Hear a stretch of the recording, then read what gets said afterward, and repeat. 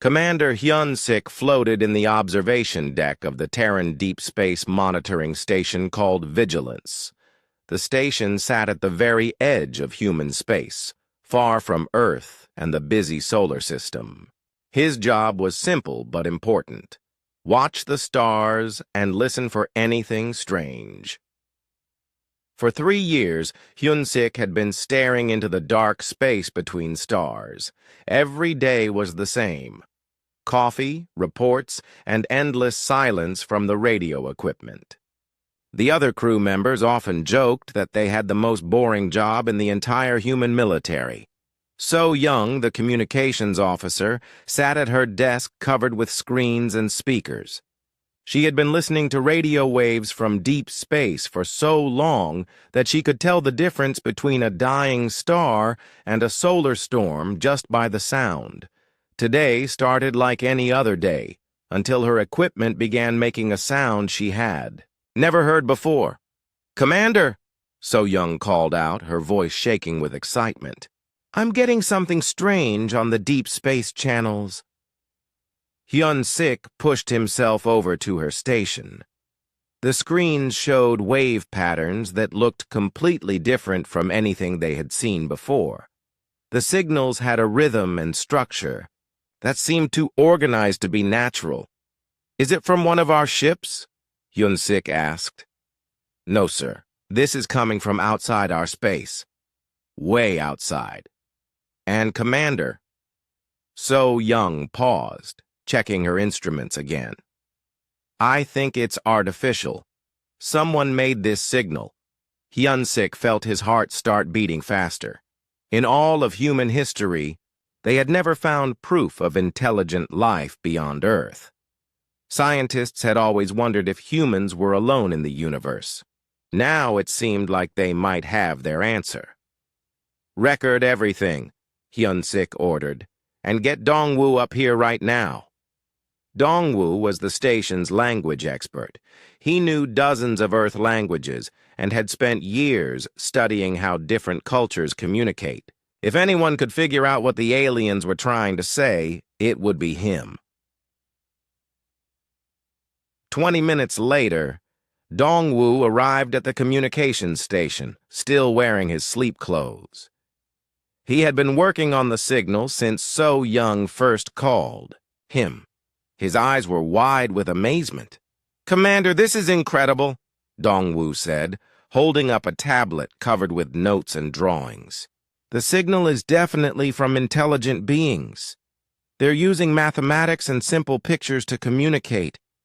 It took me a while, but I think I understand what they're trying to say." "What are they saying?" Hyun-sik asked. Dongwoo looked at his notes again. "It's a distress call, sir. They're asking for help. Military help." The three humans stared at each other in silence. First contact with alien life, and it was a cry for help. Over the next few hours, Dongwoo worked to decode more of the message. The aliens called themselves the Kalani Coalition. They were peaceful traders who had been attacked by something called the Vorthak Empire. The Vorthak had already destroyed many Kalani worlds and were now heading for their home planet. The message was simple and desperate. The Kalani needed warriors to help defend their homeworld. They didn't ask for much, maybe a few hundred soldiers. In return, they offered to share their knowledge of space travel and show humans how to reach other star systems safely. Hyun-sik sent the decoded message to Admiral Jin-ho at Terra Command on Earth. Then they waited. The message would take several hours to reach Earth, and the response would take just as long to come back. While they waited, So Young continued recording the alien signal. She noticed that it was getting weaker. Either the aliens were running out of power or their situation was getting worse. "Commander," So Young said quietly, "I don't think they have much time." Hyun-sik nodded. He had been thinking the same thing. Somewhere in the darkness of space, an entire civilization was fighting for its life. They had reached out to the only other intelligent species they could find, humans, and asked for help. When the response finally came from Earth, it was brief but clear. Admiral Jin Ho had discussed the situation with the government and military leaders. Earth would help the Kalani coalition. The message said that a suitable force would be sent to assist the aliens. Hyun-sik smiled as he read it. Humans had never backed down from a fight, especially when innocent people needed help. Dongwu prepared a response message for the Kalani. He used their own mathematical language to tell them that help was coming. The message explained that Earth's military was getting ready and would arrive as soon as possible. As they sent the message back into deep space, Hyun-sik felt proud of his species. This was humanity's first contact with alien life, and humans had chosen to be helpers, not conquerors. What Hyun-sik didn't know was that the message had started something much bigger than anyone expected. Back on Earth, Admiral Jin Ho was not just preparing a small group of soldiers. He was activating every military unit that humans had ever built. The Kalani had asked for a few hundred warriors. They were about to discover that humans had a very different idea of what backup meant.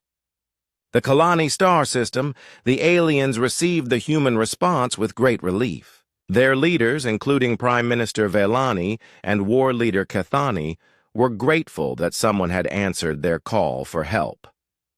The Kalani military was small and designed for peaceful purposes. They had never faced an enemy as strong and cruel as the Vorthak Empire.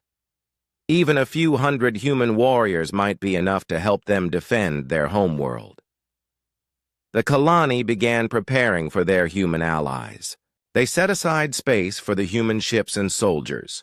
They prepared food and supplies for a few hundred guests. They even practiced basic communication skills so they could work together with their new allies. Meanwhile, the Vorthak Empire continued its attack on Kalani space. War Master Zektal led the Vorthak fleets with confidence. His ships had destroyed dozens of worlds and defeated every enemy they had faced. The Kalani were weak and would fall like all the others. Zektal had no idea that the Kalani had called for help. Even if he had known, he would not have worried. What could one unknown species do against the mighty Vorthak Empire? Back on the monitoring station, Hyun-sik watched the stars and waited for news. He knew that human ships were getting ready to travel farther from Earth than any human had ever gone before. This was the beginning of something new for the human race. So Young continued listening to alien signals from across the galaxy. Now that they knew how to recognize artificial signals, she was hearing voices from many different species. The universe was full of intelligent life, and humanity was about to meet them all. Dongwu worked on learning more alien languages. If humans were going to help the Kalani, they would need to communicate clearly. He also studied what the messages told them about Kalani culture and society. As the hours passed, Hyun-sik realized that this day had changed everything. Humans were no longer alone in the universe. They were about to become part of something much larger, a community of intelligent species scattered across the stars. The only question now was what kind of neighbors humans would turn out to be. Admiral Jin Ho stood in the command center of Terra Command, surrounded by screens showing military bases across the solar system. The alien message had arrived 6 hours ago, and already the human military machine was moving faster than ever before. The decision to help the Kalani had been easy. The scale of that help was turning out to be much larger than anyone had planned. General Haewon entered the command center carrying a thick folder of reports. Her face showed the stress of organizing what was quickly becoming the largest military operation in human history. "Admiral, we have a problem," Heywan said, setting down the folder. Every branch of the military wants to be part of this mission. Jin Ho looked at the first report. The Solar Navy wanted to send 3 full battle fleets. The Marine Corps was requesting permission to deploy 2 entire divisions. The Air Force wanted to bring their newest fighters and bombers. Even the Coast Guard was asking if they could help. How did this get so big so fast? Jin Ho asked. Intelligence Director Kyung Min stepped forward with his own report. Sir, this is first contact with hostile alien forces. Every commander sees this as the most important mission in human history. No one wants their unit to miss it. Jin Ho understood the problem. The Kalani had asked for a few hundred soldiers. Human military leaders were preparing to send hundreds of thousands. General Tae-hyun walked into the room looking excited. As head of military planning, he had been working all night to coordinate the growing mission. Admiral, I've activated the Terran Defense Protocol, Tae-hyun announced. Jin Ho stared at him. The Terran Defense Protocol was designed for one purpose: protecting Earth from complete destruction. It had never been used before, even during the worst conflicts in human history. Tae-hyun, that protocol mobilizes our entire military, Jin Ho said slowly. Yes, sir, and that's exactly what we need. The numbers were staggering. Admiral Yoon-ji of the Solar Navy was preparing 800 warships. Colonel Woo Jin had mobilized 200,000 Marines. General Young-ho was loading fighter squadrons onto massive carrier ships. Even Captain Ji-hai of the Merchant Marine was converting cargo ships into military transports. But the military was only part of the response. Director Sung-ho from the Department of Xenological Affairs arrived with his team of scientists. They had been studying the Kalani messages and preparing for first contact protocols. Anthropologist Nari had written reports about Kalani culture. Military analyst Jae Sung had studied what they knew about Vorthak tactics. We need to understand who we're fighting for and who we're fighting against, Sung-ho explained to the gathering commanders. Supply coordinator Min-ji was dealing with an even bigger challenge. Moving hundreds of thousands of soldiers across space required more supplies than had ever been transported before. Food, weapons, fuel, spare parts, medical supplies, everything needed to keep a massive army running far from home. We're going to need supply ships the size of cities, Min-ji reported, and manufacturing facilities to build more equipment when we get there. The response grew beyond anything the government had planned. Corporate Admiral Chan Woo, representing the United Terran Corporations, offered the industrial might of Earth's biggest companies.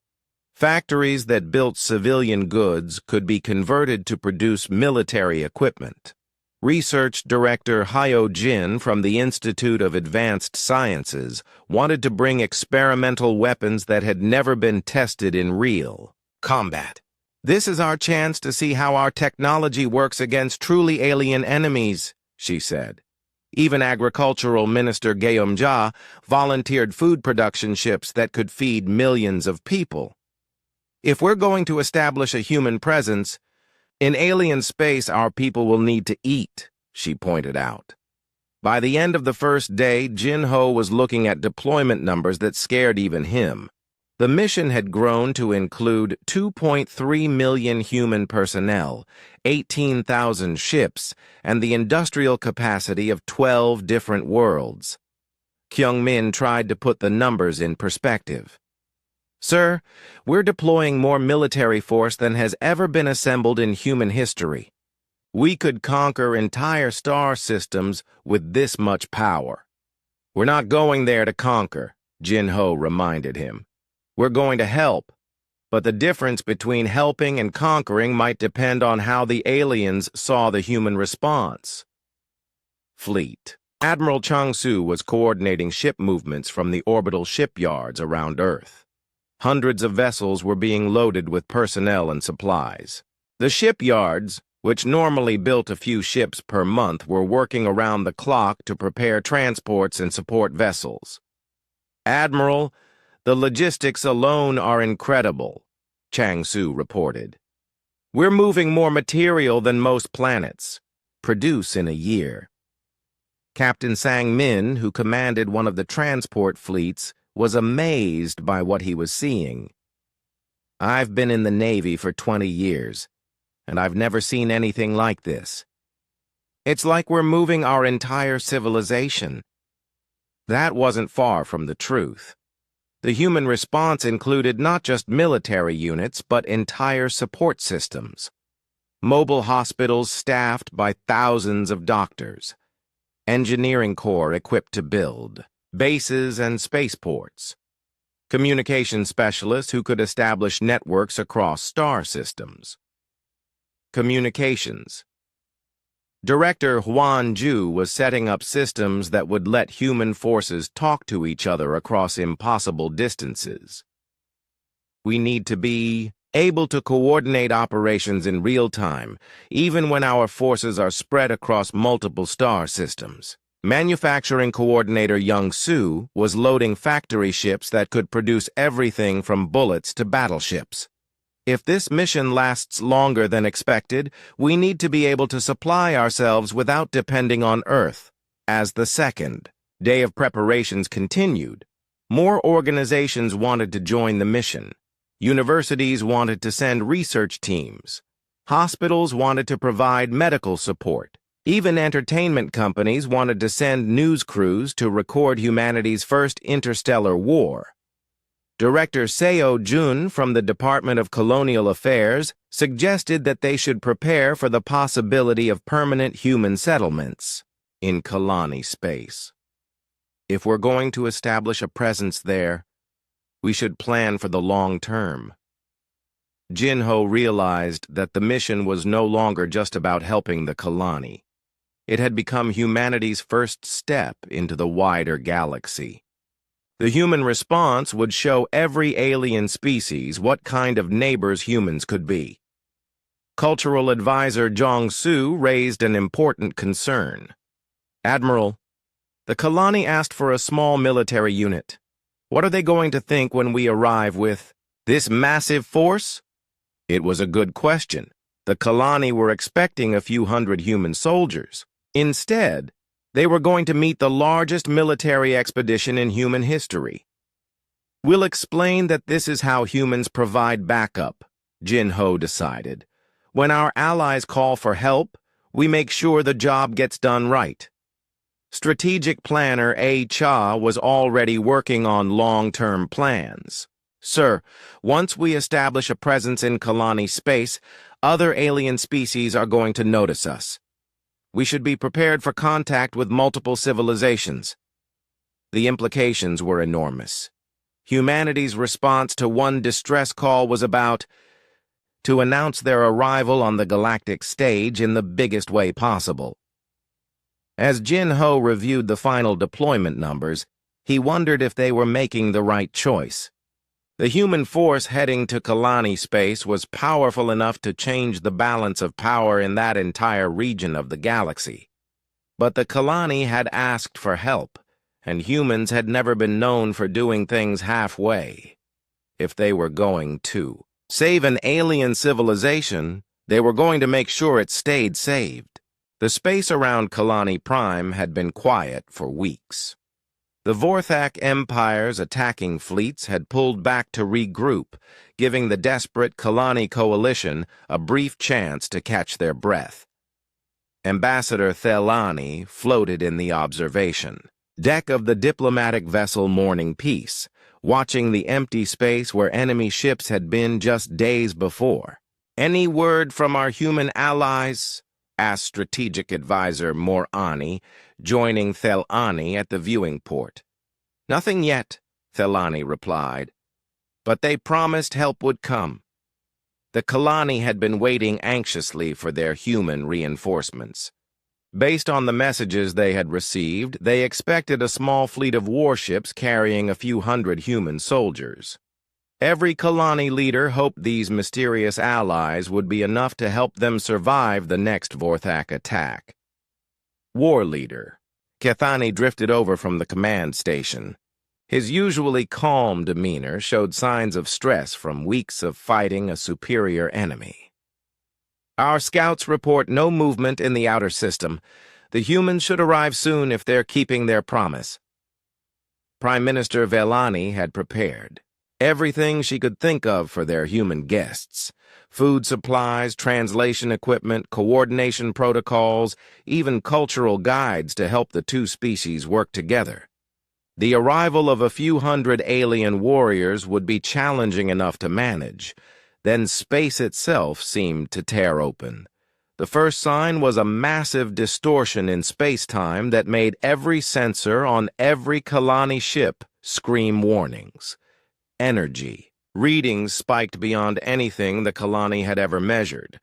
Then the distortion collapsed, and ships began emerging from hyperspace.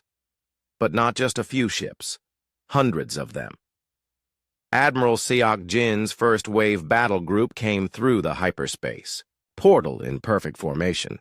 200 human vessels, led by the enormous dreadnought Iron Resolve, spread out across the Kalani system in a display of coordinated precision that left the watching aliens speechless. "By the void," whispered Kethani, staring at sensor readings. That seemed impossible. How many ships did they send? The Iron Resolve was larger than any vessel in Kalani space. Its weapon signatures alone suggested firepower that could destroy planets. The smaller human ships were still bigger than the largest Kalani warships, and carried enough weapons to fight entire fleets. Ambassador Thalani tried to process what she was seeing. The humans had promised to send help, but this looked more like an invasion fleet. "Open communications," she ordered, her voice shaking. "We need to contact them immediately." Captain Boram of the human escort carrier. Determination responded to the Kalani communication request. Her image appeared on the Kalani screens, the first time any Kalani had seen what a human looked like. Humans, the Kalani discovered, were surprisingly similar to themselves in basic appearance, but there was something different about their expressions. Where Kalani faces showed uncertainty and fear, the human captain looked completely confident, as if commanding a massive war fleet was perfectly normal. "Greetings, Ambassador Thelani," Boram said through the translation system. "We received your message and came as quickly as we could. I'm Captain Boram, commanding the Advanced Screening Force." "Advanced Screening Force?" Thelani repeated, confused. "Captain, how many ships did you bring?" Boram glanced at something off-screen, as if checking notes. "This battle group has 200 vessels. We're just the advanced scouts sent ahead to secure the system before the main force arrives." The Kalani leadership exchanged shocked looks. 200 warships were considered advanced scouts? Before Thalani could ask more questions, tactical, Officer Deho's voice came over the communication channel. "Captain, we're deploying the sensor network now. Engineering estimates will have full system coverage within 6 hours. Engineering Chief Sun He added her own report. "Captain, the orbital shipyard should be operational within 72 hours. We'll be ready to begin construction operations once the second wave arrives." Thelani felt a growing sense of confusion and worry. Sensor networks, orbital shipyards, construction operations. This sounded like the humans were planning to stay permanently. "Captain Boram," Thelani said carefully, "we appreciate your assistance, but we only requested a small military unit to help defend our homeworld." Boram looked puzzled. "Ambassador, you sent a distress call reporting an existential threat to your entire civilization. Of course we brought sufficient forces to handle the situation properly." Before Thelani could respond, Space distorted. Again. The second wave was arriving. Admiral Myung-Soo's fleet emerged from hyperspace in an even more impressive display than the first. 500 additional vessels filled the system, including mobile factories, hospital ships, supply transports, and the massive command carrier Terra's Might. The Terra's Might was so large that it briefly blocked out the light from Kalani Prime's sun as it moved into position. Kalani sensors struggled to measure its full size, but early estimates suggested it was bigger than most Kalani space stations. Fleet Coordinator Yeon Woo began organizing the growing human presence with military efficiency that amazed the watching. Kalani. Within hours, the chaotic arrival of hundreds of ships had been sorted into organized formations with clear purposes and assignments. Ambassador, Prime Minister Vellani said privately to Thalani, "I think we may have made a mistake. These humans don't seem to understand what we actually asked for. The humans certainly seem to be planning for something much bigger than the Kalani had requested. Engineering teams were already surveying locations for permanent bases.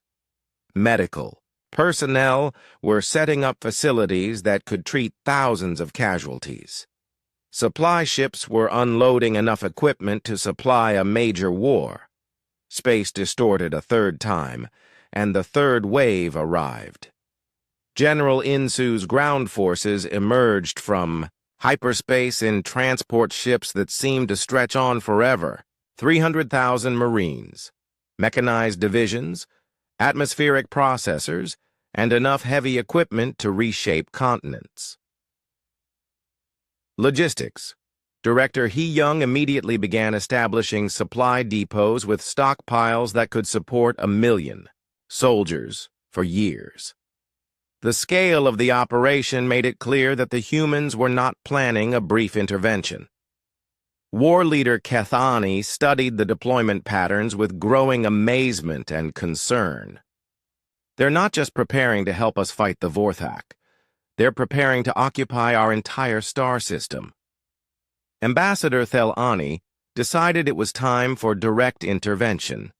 She requested an immediate meeting with the human command structure to clarify what was happening. Admiral Myung-Soo welcomed the Kalani delegation aboard the Terra's Might with formal military honors that seemed excessive for the situation. The humans treated the meeting as if it were a major diplomatic event between equal powers. Admiral Thelani began carefully. "We are grateful for your response to our request for assistance. However, we may have miscommunicated our needs. We only asked for a small military unit to help defend against Vorthak attacks." Myung-Soo looked genuinely confused. "Ambassador, your message described the complete destruction of multiple worlds and an existential threat to your entire species. We brought appropriate forces to address that level of crisis. But we only need a few hundred soldiers," Thelani insisted. "A few hundred soldiers could not address the threat you described," Myung-Soo replied reasonably. "We brought sufficient forces to not only defend your remaining worlds, but to permanently eliminate the Vorthak threat to your region of space." Strategic Advisor Morani asked the question that every Kalani leader was thinking. "Admiral, exactly. How many humans did you bring?" Myung-Soo consulted his reports. "Current deployment includes 2.3 million personnel across all services, with additional waves still en route. Final numbers will depend on how the tactical situation develops." The Kalani delegation sat in stunned silence. They had asked for help defending one world. The humans had brought enough forces to conquer an entire stellar region. "We should also mention," added Ambassador Su Min, who had been quietly observing the meeting, "that this is just our initial response. The main fleet is still being organized, back in human space." Prime Minister Vellani realized that first contact with humanity had fundamentally changed the Kalani Coalition's place in the galaxy. They had called for backup and received what amounted to a full-scale military occupation by beings whose capabilities exceeded their wildest imagination. The question now was whether being saved by the humans would turn out to be better than being conquered by the Vorthak. War Master Zektal had been conquering star systems for the Vorthak Empire for over 20 years. His strategy was simple and had never failed. Arrive with overwhelming force, destroy any resistance quickly, and move on to the next target before the enemy could organize a proper defense. The Kalani Coalition had been following this pattern perfectly. Their small, peaceful fleets were no match for Vorthak military might. System after system fell to Zektal's forces with minimal resistance. Kalani Prime would be just another easy victory. That was before the humans arrived. Zektal's flagship, the Conquering Blade, dropped out of hyperspace at the edge of the Kalani system with 50 attack vessels. Intelligence reports suggested the Kalani had no significant defenses left. This should be a routine cleanup operation. Instead, Zektal found himself facing the largest concentration of military power he had ever seen. War Master, his tactical officer reported, voice filled with confusion. Our sensors are detecting over 700 enemy vessels in system. Energy signatures are unprecedented.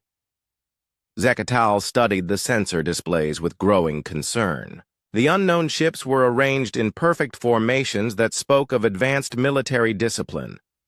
Their energy signatures suggested weapons technology that exceeded anything in Vorthak databases. Have the Kalani found new allies? Zektal asked. Unknown, War Master. But these ships do not match any known designs in our intelligence files. Admiral Kwang Su of the Human Heavy Battle Group had been monitoring Vorthak communications since they entered the system. The alien language was being translated in real time by linguistic computers that had been working on Vorthak communications patterns for weeks. Admiral, reported Communications Officer Jiwan, the Vorthak fleet is requesting identification and demanding our immediate surrender. Kwang Su almost laughed. 50 Vorthak ships demanding the surrender of 700 human vessels, supported by orbital defense platforms and backed by the most advanced military technology humanity had ever developed. Open a channel to the Vorthak flagship, Kwang Su ordered. Let's introduce ourselves properly. Captain Yu Jin of the battleship Soul's Fury was recording the engagement for later analysis. Her ship alone carried more firepower than the entire Vorthak attack force, but orders were to use minimal necessary force. This was humanity's first encounter with hostile aliens, and the response needed to be measured but decisive. The battle lasted exactly 7 minutes. Vorthak weapons designed to penetrate Kalani energy shields proved completely ineffective against human kinetic barriers. Their plasma cannons, which could melt through Kalani hull materials, barely scratched human armor plating. Human response was swift and precise. Tactical Coordinator Jun Ho coordinated missile strikes that disabled Vorthak weapon systems without destroying the ships entirely. Long-range railguns targeted Vorthak engines with accuracy that seemed impossible to the alien commanders. War Master Zektal watched in horror as his fleet was systematically dismantled by weapons firing from ranges his own ships could not even reach. Vorthak boarding tactics based on close-range combat and personal weapons never had a chance to be used. All ships, retreat, Zektal ordered, but half his fleet was already disabled. The humans had surgically removed his ability to fight without, killing his crews. Intelligence Officer Mi Young intercepted Zektal's retreat order and his subsequent report to Vorthak High Command. The translation made it clear that the Vorthak had never encountered anything like human military technology. "Admiral," Mi Young reported to Kwangsu, "the Vorthak commander is reporting that the Kalani have acquired impossible allies with weapons that defy known physics." Kwangsu reviewed the battle reports with satisfaction. Human losses: 0 ships, 0 casualties, minimal ammunition expenditure. Vorthak losses: 25 ships disabled, 15 ships retreated with heavy damage. Estimated 5,000 casualties. "Was this engagement representative of human capability?" asked Ambassador Thelani, who had been observing from the Terra's Maita. Strategic analyst Byung-hun consulted his tactical computers. "Ambassador, this engagement utilized approximately 3% of available human firepower in the system. We could have achieved the same result with a single heavy cruiser." The Kalani delegation exchanged worried glances. 3% of human firepower had just destroyed a Vorthak attack force that could have conquered their entire homeworld. General Sang-wook was already analyzing the broader implications. The Vorthak Empire's military doctrine assumes technological parity with their enemies. Their tactics are based on overwhelming numbers and aggressive close-range combat. Against opponents with superior range and defensive capability, their entire strategic framework becomes obsolete. War Master Zektal's retreat took him directly to the nearest Vorthak command base, where he delivered a report that sent shock waves through the Empire's military hierarchy. "Supreme Commander," Zektal reported to his superior, "the Kalani have allied with beings whose military capability exceeds our understanding. Our weapons were completely ineffective. Their weapons destroyed our ships from impossible ranges. Request immediate reinforcement with our heaviest battle fleets." Supreme Commander Korthul had been expecting an easy victory report. Instead, he was hearing about a military disaster against an enemy that should not exist. "How many ships did these new allies deploy?" Korthul demanded. "Estimated 700 vessels, Supreme Commander, all of advanced design with capabilities that suggest they come from a civilization with technology centuries ahead of our own." Korthul consulted strategic databases that contained information about every known species in the galaxy. "None of ours then possessed the kind of military technology Zektal was describing." "War Master, are you certain these are not Kalani ships with upgraded weapons?" "Supreme Commander, I have fought the Kalani for months. These ships are completely different. The beings controlling them call themselves humans. They appear to be a previously unknown species with military capabilities that may exceed our own." The implications were terrifying. The Vorthak Empire had built its expansion strategy on the assumption that they possessed the most advanced military in their region of space. If a new species with superior technology had entered the conflict, everything would have to change. Back in the Kalani system, Captain Jong-ho of the destroyer Busan Rising was conducting patrol operations against remaining Vorthak forces. His single ship encountered an entire Vorthak supply convoy, 12 cargo vessels protected by 8 warships. The engagement lasted 4 minutes. Jong-ho's ship destroyed the escort vessels and captured the supply ships without taking any damage. Squadron. Leader Minho commanded a fighter wing that was assigned to eliminate a fortified Vorthak supply depot on an asteroid base. The depot was defended by automated weapon systems and a garrison of 2,000 Vorthak soldiers. The humans classified the mission as a training exercise. Minho's fighters destroyed the depot's defenses in 18 minutes and forced the garrison to surrender without a single human casualty. The Vorthak defenders later reported that the human fighters moved faster and hit harder than anything they had previously encountered. Research Director Junseo was analyzing captured Vorthak technology in mobile laboratories that had been set up throughout the system. Initial reports were disappointing from a human perspective. Most Vorthak equipment is industrially interesting but militarily irrelevant, Junseo reported to Admiral Kwang Su. Their weapons technology is approximately equivalent to human systems from 50 years ago. Their defensive systems are even more primitive. The Kalani leadership struggled to understand the scale of human technological superiority.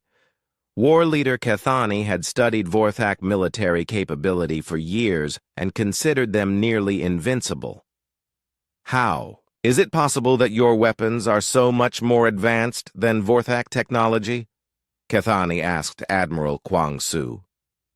We're not sure they are that advanced, Kwang Su replied honestly. Vorthak technology seems to be designed for fighting enemies with similar capabilities. They've never had to face opponents with significant technological advantages. Strategic advisor Morani was beginning to understand the true scope of what was happening. The humans had not just brought superior numbers to the conflict. They had brought technology that made the Vorthak Empire's entire military strategy obsolete. Intelligence reports from across Vorthak space confirmed what the human analysis had predicted. The Empire's military commanders were requesting emergency reinforcements and completely new tactical doctrines to deal with an enemy they did not understand. What the Vorthak did not realize was that they were not facing humanity's most advanced military technology.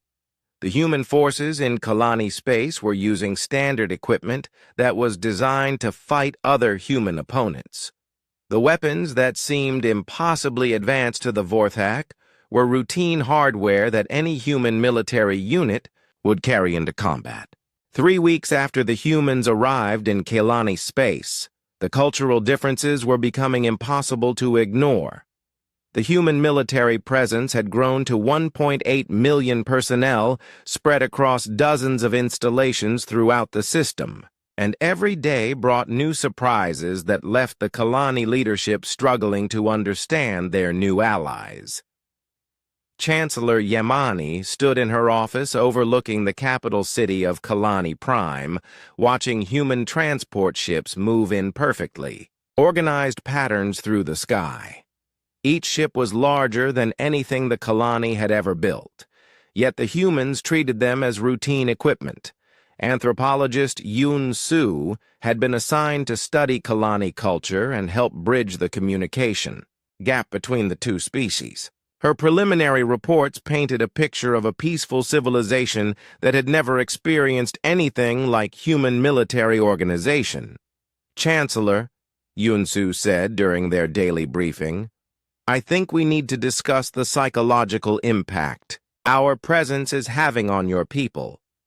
Yemani gestured toward the window, where a human engineering team was constructing what they called a minor supply depot. The facility was already larger than most Kalani government buildings and was being built in a single day. Dr. Yunsu, my people are experiencing something that our language doesn't have words for. We thought we understood what military power meant until we saw yours. Cultural liaison. Jongmin had been working with Kalani officials to establish basic cooperation protocols. Every meeting revealed new areas where human and Kalani assumptions about normal capability were completely different. The fundamental problem, Jongmin explained to his human colleagues, is that we keep accidentally demonstrating capabilities that the Kalani consider miraculous. Colonel Ho Jin commanded the 15th Marine Expeditionary Unit, which had 45,000 personnel under his direct command. When he introduced himself to war leader Kithani, the Kalani military commander was shocked to learn that Ho Jin's single unit had more soldiers than the entire Kalani military. Colonel, I don't understand your organizational structure. Kithani, said during their first coordination meeting. You command more warriors than our entire civilization has ever trained. This is a standard expeditionary unit, Ho-Jin replied, not realizing how that statement would sound to Kalani ears. We brought 12 of them for this operation. Cathani did a quick calculation in his head. The humans had brought more soldiers to help the Kalani than the Kalani had citizens in their military, their police forces, and their emergency services. Combined Engineering Corps Director Gay Young was overseeing construction projects that amazed Kalani engineers. Human construction equipment could reshape landscapes in hours. Their manufacturing capabilities could produce complex equipment faster than Kalani factories could make simple tools. Director Ga Young asked Chief Engineer Tamani of the Kalani Infrastructure Department, how long did it take your species to develop this level of construction capability? These are standard engineering tools that have been in use for about 30 years, Gay Young replied. Most human colonies have access to similar equipment. Tamani realized that what the humans considered routine construction gear represented technology that was centuries beyond current Kalani capabilities. Medical Director Seung-hee had established field hospitals with capabilities that astounded Kalani physicians. Human medical technology could treat injuries and diseases that Kalani doctors considered impossible to cure. Dr. Pelani, the chief medical officer of Kalani Prime, toured the human medical facilities with growing amazement. Director Seung-hee, your surgical equipment can repair tissue damage at the cellular level. Our most advanced hospitals cannot perform procedures that your field units consider routine. This is fairly standard military medical equipment, Seung-hee explained. We brought it because we expected casualties from combat with the Vorthak. Communications specialist Dong Jin had set up networks that provided faster-than-light communication across the entire Kalani coalition.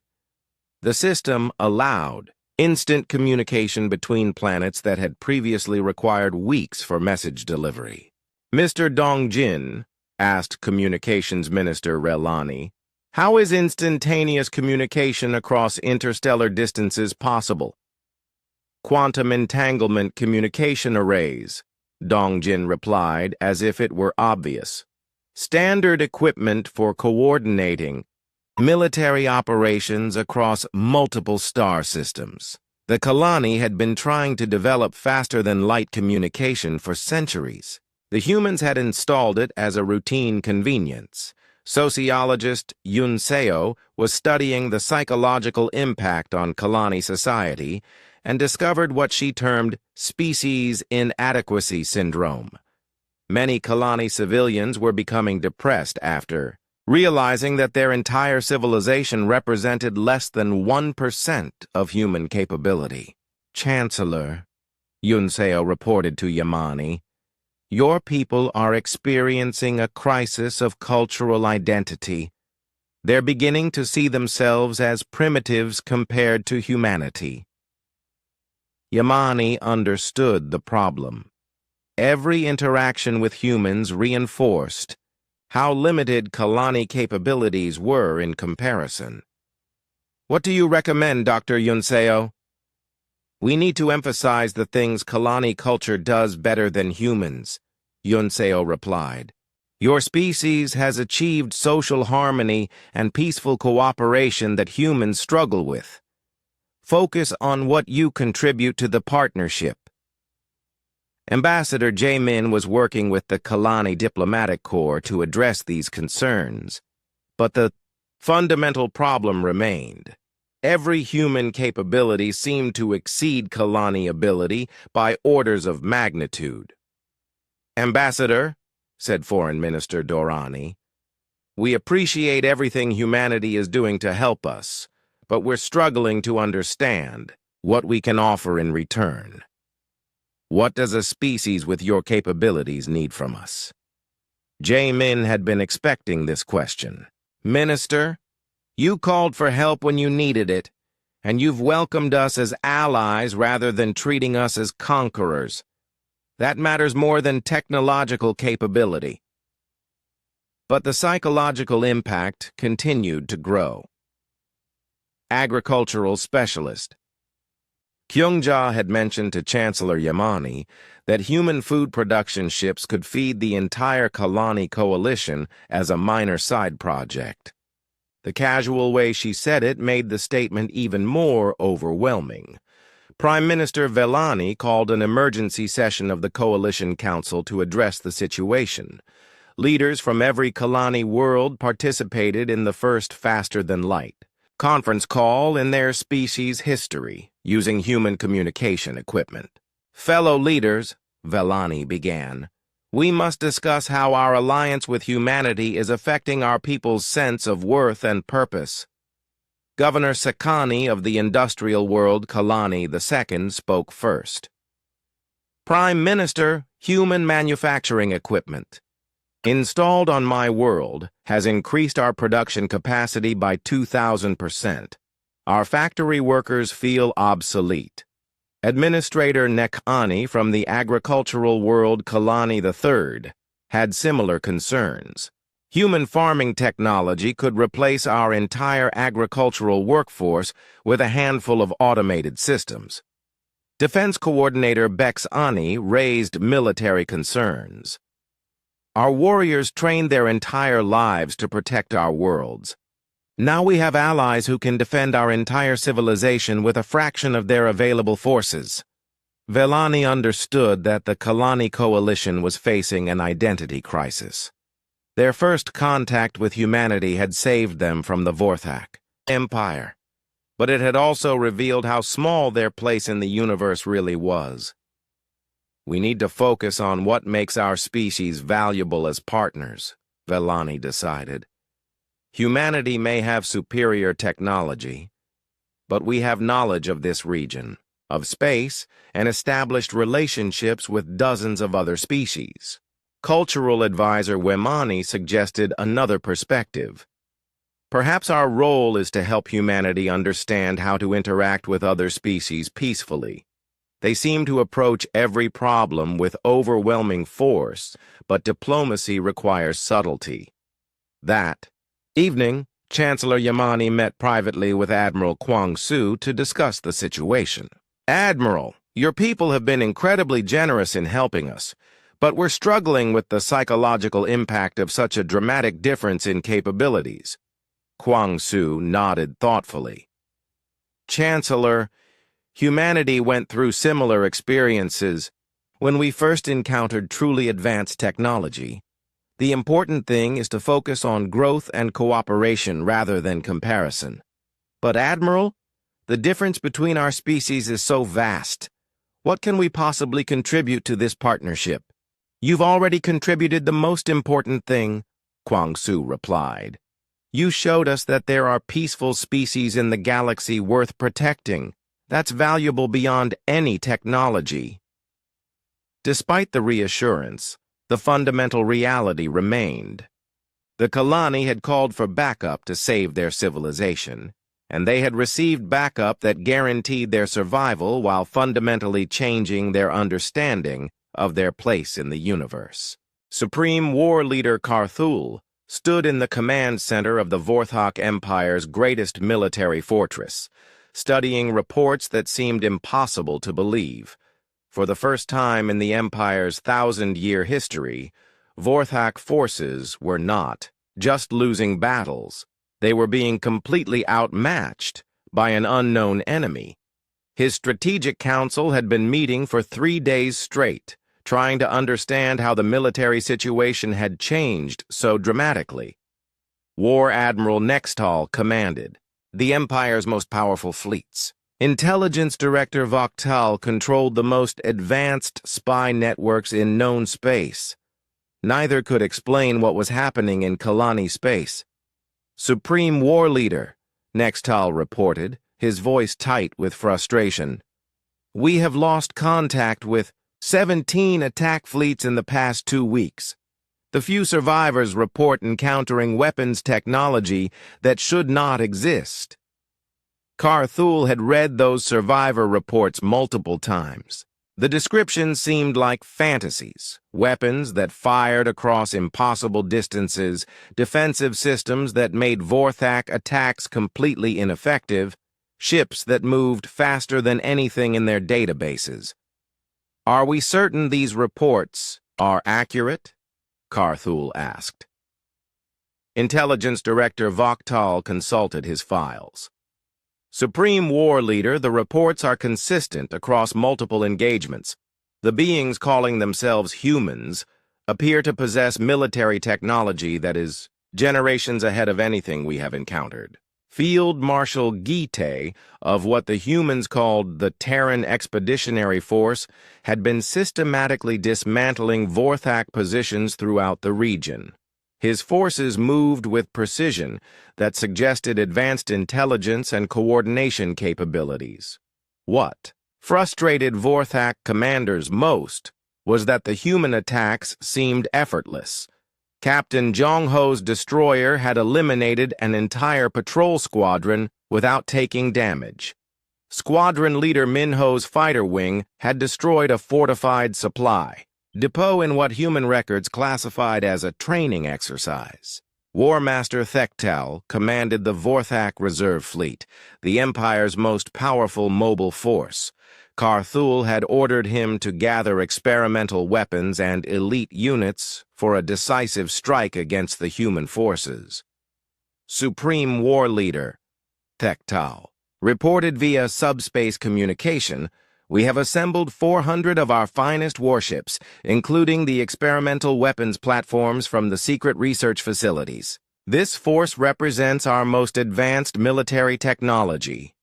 Carthul approved the deployment. If standard Vorthak equipment could not match human capabilities, perhaps their most advanced experimental systems would prove more effective.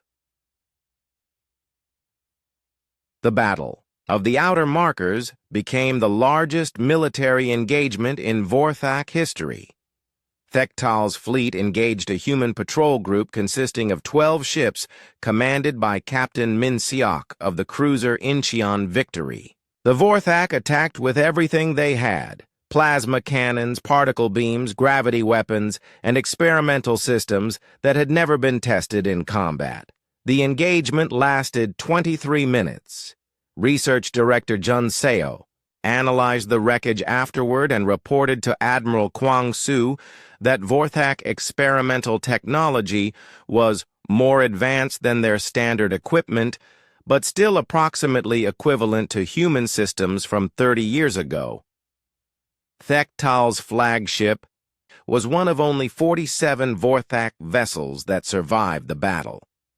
His report to Supreme War Leader Carthul was devastating.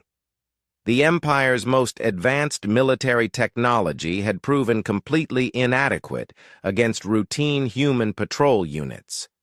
Supreme War Leader, Thektal reported from his damaged ship, "The human weapons penetrated our strongest shields as if they did not exist. Their defensive systems neutralized our most powerful attacks. We engaged 12 human ships with 400 of our finest vessels and suffered 88% casualties." The mathematical reality was horrifying. 12 human ships had destroyed more Vorthak military capability than the Empire had lost in the past 50 years of conquest. Intelligence analyst Hyeon Ju was monitoring Vorthak communications from her station aboard the Terra's Might. The translations revealed panic spreading through the Empire's command structure.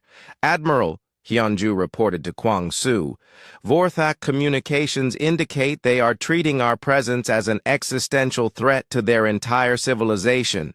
The Vorthak Empire's response was total war protocol, the mobilization of every military asset the Empire possessed. Carthul ordered the recall of forces from every occupied world, the activation of reserve fleets that had been in storage for decades, and the conscription of civilian vessels for military use. Within 2 weeks, The Vorthak had assembled the largest military force in their history, over 10,000 warships, 50 million soldiers, and industrial capacity converted entirely to military production.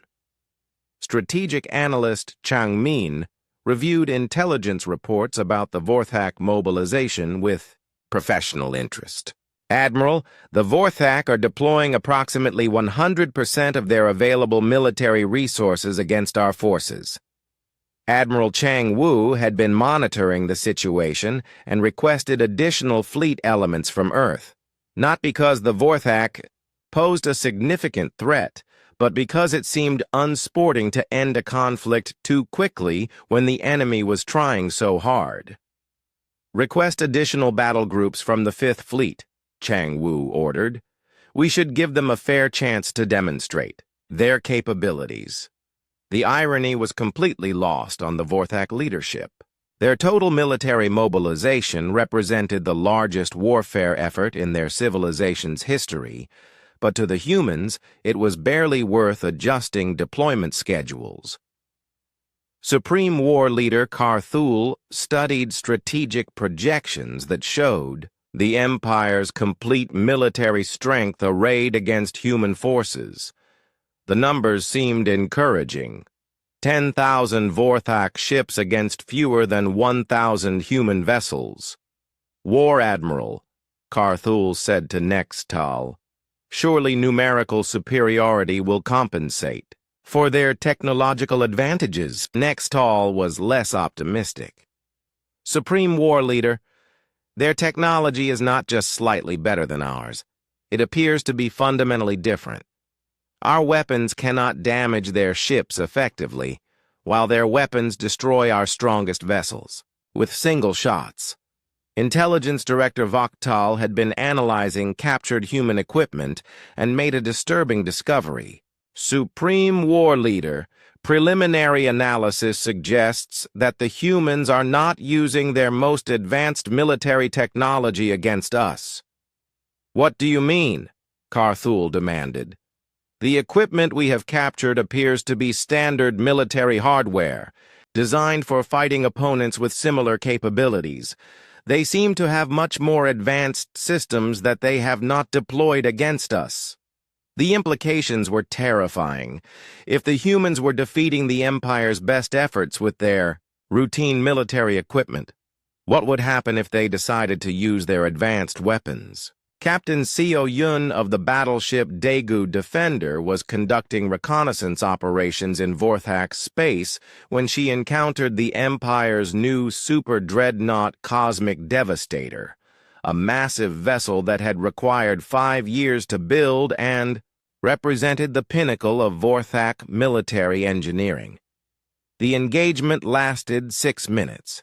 The Cosmic Devastator was disabled and captured with minimal damage to its internal systems, allowing human analysts to study Vorthak technology in detail. Captain, reported Tactical Officer Bei-ho after reviewing the Super Dreadnought's capabilities, this vessel's main weapon system has approximately 60% of the power output of our secondary guns. Seo Yun authorized the capture team to board the Vorthak vessel. The Cosmic Devastator's crew of 15,000 surrendered without resistance after realizing that their ultimate weapon was completely ineffective against human shields. News of the Super Dreadnought's capture spread through the Vorthak Empire within hours. Carthul realized that his species' most advanced military achievement had been casually defeated by a single human ship. Supreme War Leader, War Admiral Nextal said quietly. Perhaps it is time to consider negotiation rather than continued military action. Carthul studied the strategic situation with growing despair. The Empire had committed everything to defeating the humans and had succeeded only in demonstrating how hopeless the situation truly was. War Admiral, what terms do you think these humans would accept? Based on their actions so far, Supreme War Leader, I believe they would accept our complete surrender. The Vorthak Empire's thousand-year expansion had ended not with glorious conquest, but with the humbling realization that they had encountered a species so much more advanced that continued resistance was meaningless. 6 months after Commander Hyun Sik first detected the Kalani distress signal, the galaxy had fundamentally changed. The surrender ceremony aboard the command ship Terra Ascendant was being broadcast across known space, marking the official end of the Vorthak Empire and the beginning of what historians would later call the Terran Era. Supreme War Leader Kar Thul stood before Fleet Admiral Biom Seok in a ceremony that combined human military protocol with diplomatic traditions from a dozen different species. The formal surrender included not just the Vorthak military forces, but acknowledgement of human authority to restructure the entire former empire. Supreme War Leader Kar Thul, Admiral Biom Seok announced for the Galactic broadcast, "The Terran Federation accepts your surrender and commits to the peaceful restructuring of former Vorthak territories. Your people will be given the opportunity to participate in a new government based on cooperation rather than conquest." The surrender ceremony revealed the true scope of the human response to the original distress call. The Terran fleet assembled. In Kalani space now numbered 47,000 vessels from every branch of human military service. Ground forces totaled 8.2 million personnel. Industrial capacity included mobile factories, shipyards, and terraforming equipment that could rebuild entire star systems. Galactic news networks reported that humanity had deployed more military capability for a single intervention than most civilizations possessed in their entire histories. The numbers seemed impossible, but they were verified by observers from dozens of neutral species. War Master Zek Tal now held aboard the detention ship rehabilitation. Hope expressed the confusion that many species felt about human motivations. During his interrogation by Intelligence Officer Young Hua, he asked the question that everyone was wondering about. "Officer Young Hua," Zek Tal said, "we called your response excessive, but you called it standard military protocol. Why did you bring your entire civilization to fight us?" Young Hua consulted her cultural briefing materials before answering. "War Master, humans interpreted the Kalani request for backup according to our own cultural understanding. When allies call for help, we send sufficient force to not just solve the immediate problem, but to ensure the problem never happens again." Cultural anthropologist So Min had been asked to explain human military philosophy to the Galactic Council. Her presentation became the most widely viewed document in galactic history. "Honorable counselors," So Min explained to representatives from across known space, "humans approach military assistance differently than most species. We do not send minimal force and hope for the best. We send overwhelming force and guarantee success." The concept was alien to most galactic civilizations, which typically calculated the minimum effort required to achieve their goals. Humans had calculated the maximum effort they could deploy, and then deployed it as a matter of routine procedure. Fleet Coordinator Tai Min began the demobilization process, which involved establishing permanent human bases throughout former Coalition and Vorthak space. Rather than withdrawing after victory, humans were creating infrastructure for long-term presence in the region. The demobilization, Tai Min explained to concerned Kalani leaders, includes colonization rights for 17 systems, defense, treaties with 43 species, and establishment of permanent peacekeeping forces to prevent future conflicts. Chancellor Yamani realized that the Kalani coalition had achieved its goal of survival, but at the cost of independence. They were now effectively the first interstellar protectorate of an expanding human presence. Ambassador Su Jin negotiated the Terran Accords, a comprehensive agreement that established humanity's role as the galaxy's newest military guarantor. The agreement included technology-sharing programs, trade preferences, and mutual defense commitments that placed Earth at the center of galactic security arrangements. The Terran Accords, Su Jin announced to the signing ceremony, represent humanity's commitment to peaceful cooperation and mutual defense among all species that choose to participate. Over 60 species signed the accords within the first week. The choice was simple: join the human-led security network or remain outside the protection it offered. The former Vorthak Empire was restructured under the supervision of Rehabilitation Commissioner Huan Seok. Rather than punishment, humans offered the Vorthak people the opportunity to rebuild their civilization based on peaceful cooperation. Former War Master Zek Tal, now serving as Cultural Integration Specialist, helped other aggressive species understand the benefits of cooperation over conquest. His transformation from conqueror to peacemaker became a symbol of the new galactic order. The humans, Zektal explained to former Vorthak military officers, did not defeat us to humiliate us. They defeated us to stop us from hurting others. There is a difference that matters. Galactic Survey. Captain Yun Ho led exploration missions that discovered 14 new spacefaring civilizations in the months following the Vorthak surrender. Each contact followed the same pattern: initial wariness, followed by amazement at human capabilities, then eager requests for defensive alliances. "Captain," reported First Contact Specialist Yoon Jung after meeting with the Spiral Arm Confederation, "they're offering to join the Terran Security Network immediately. They don't want to risk being on the wrong side if conflict breaks out." Secretary of Interstellar Affairs Dae Yoon coordinated with over 60 species in what had become the Terran Security Network. The organization existed primarily because everyone wanted to ensure they were on humanity's good side if problems arose. The network, Daun explained to the Terran Senate, has become a self-sustaining system. Species join because other species have joined, creating a snowball effect that makes human leadership inevitable. The transformation was not without challenges. Many species struggled with the psychological impact of humanity's overwhelming superiority. Support groups for species inadequacy syndrome became common throughout the galaxy.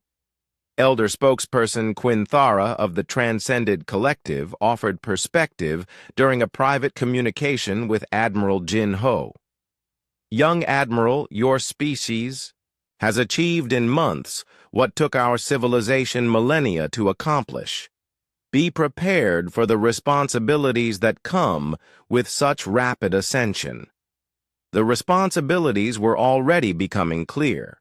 Deep monitoring specialist Jun Young continued scanning for distress signals from his station at the edge of human space, knowing that each call for help would be answered with the full weight of human civilization. Specialist Jun Young reported, "Communications Officer Hae Jin, we're receiving distress calls from 12 different species this week. All are requesting human military intervention against various threats." The pattern was established. Humanity had demonstrated that calling for human help resulted in problems being solved permanently and thoroughly. Species across the galaxy were learning to turn to Earth whenever they faced difficulties they could not handle themselves. Trade Minister Jian Wu managed economic integration between Earth and dozens of worlds. Human industrial capacity had revolutionized galactic commerce, creating prosperity levels that most civilizations had never imagined possible. "Minister," reported Economic Coordinator Sang He, Galactic GDP has increased by 340% since humans began participating in interstellar trade. Our manufacturing capabilities have eliminated scarcity for basic goods across 17 sectors. Tourist. Director Hyo Sung managed civilian travel between Earth and the former Kalani Coalition, now officially designated the Terran Kalani Cooperative Zone. What began as a military intervention had evolved into humanity's first extraterrestrial administrative region. Director, reported Travel Coordinator Jimin, we have waiting lists for civilian tours of alien worlds extending for the next 3 years. Everyone wants to see what we've accomplished out here. Colonial Administrator Yeonji oversaw 17 joint human Kalani settlements where the two species were learning to live and work together. The settlements served as models for integration between humans and other species throughout the growing Terran sphere of influence. The Vorthak Empire, now restructured as the Peaceful Vorthak Federation, focused on infrastructure development and technological research under human guidance. Former military factories were converted to produce consumer goods and terraforming equipment. The Federation, reported Rehabilitation Coordinator Won Jin, is ahead of schedule in converting from military to civilian economy. Former Vorthak military personnel are adapting well to peacetime occupations. 1 year after the original distress signal, Commander Hyun-sik remained at his post aboard the monitoring station Vigilance. His role had evolved from deep space observer to coordinator of first contact protocols as new species were discovered regularly. Commander, So Young called from her expanded communications center, we have 3 new signals today. 2 are requesting assistance with natural disasters, and 1 is asking for help with pirates. Yun-sik smiled as he authorized the standard response. Each request would be forwarded to Terra Command, where Admiral Jin Ho would authorize deployment of sufficient human forces to solve the problem completely. So Young, send the standard reply. Help is on the way, and we're sending everything necessary to fix the situation permanently.